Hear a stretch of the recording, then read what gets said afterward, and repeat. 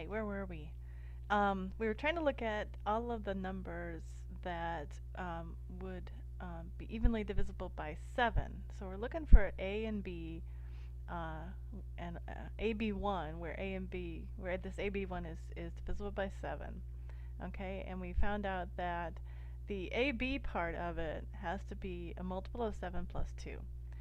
So let's just look at the multiples of 7 and add 2, and then figure out which ones of them are different from the ones that we have already over here.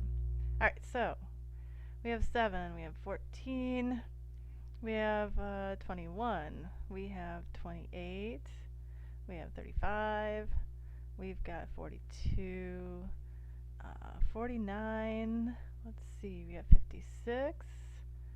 Looks like I better scroll down here. And let's see, what do we got? 63. We have 70. Now we're looking for the first two digits. So we want to keep going until we've exhausted numbers that will give us two digits. So we got 77, 84, and we have 91, and we will have 98. Those will all be multiples of 7 that are two digits, except for this. This is not a two-digit, and when we add 2 to it, we get 9. That's still not a two-digit number, so that doesn't meet our criteria. We're looking for a three-digit number, and so we're just looking for the first two digits of a three-digit number, so 9's not going to cut it. Alright, so 14 plus 2, that gives us 16. I'll just list them down here. We have 23, 30, 37, what do we have, 44, 49, so oops, sorry, 50. 51, right? Oops. Alright, so this was a 4. So this is 51. Add 2 to this, we have 58. We have 65. Let's see, we have 72, 79, 86, 93, and 100. Okay, and this one doesn't meet our criteria because we're looking for two digits. Okay, so these are all just multiples of 7 plus 2. And if we add the 1 onto it, then we'll get our three-digit number, right? Because we know it has to end in 1, because it's got to be evenly divisible by 7 and ending in 1. Alright, so let's look for duplicates.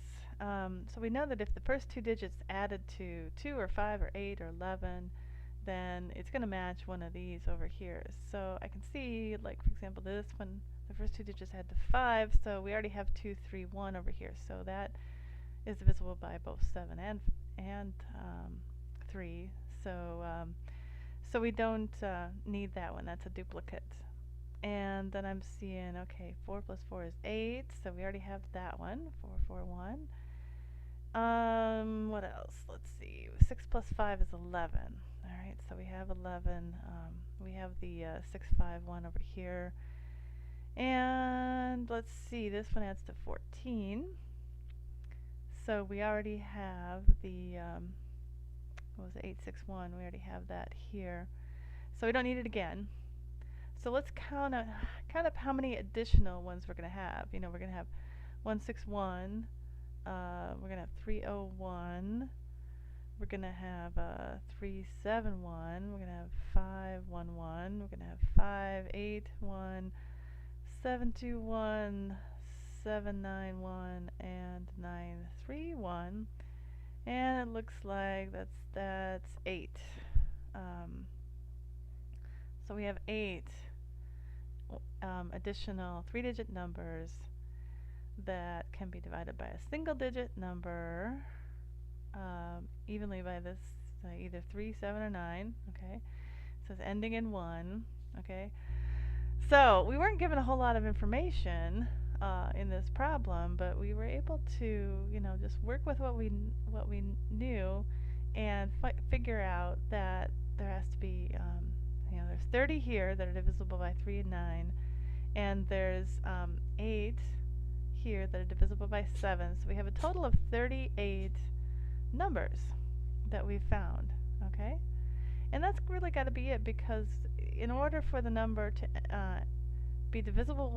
be evenly divisible by a single digit number and end in 1, then it has to be divisible by 3, 7, or 9, because those are the only numbers that end in 1 that are composite numbers, or that they're the result of the fact, they result from the factors of composite numbers, I guess I should say.